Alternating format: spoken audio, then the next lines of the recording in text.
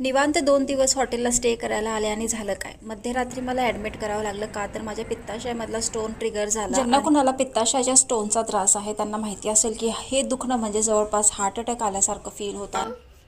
हा संपूर्ण रात्र हॉस्पिटलमध्ये काढल्यानंतर सकाळी उठले, एकदम लाईट असं ज्यूस पिलं फक्त वॉटरमेलनचं, आणि हॉटेलमधून चेकआउट घेऊन पुन्हा घरी आले. कारण की का तर आज माझा शेवटचा काही क्षण आहे या घरामधला. शेवटचे काही भांडीकुंडी आहेत ते घेऊन जायचे आहेत आता नवीन घरामध्ये.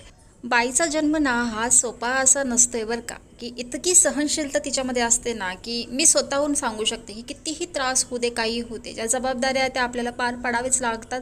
तर त्याचबरोबर जर नवरा जर सपोर्टिव्ह असेल तर ह्या गोष्टी थोड्याशा इझी नक्कीच जातात. परंतु आहे त्या गोष्टी त्या करणंच भाग आहे, त्याला काही पर्याय नाही आहे. तर असं करून फायनली चेहऱ्यावरती स्मित हास्य घेऊन आम्ही निघालो आहोत त्या घरात. फायनली पोहोचलो आहोत नवीन घराकडे.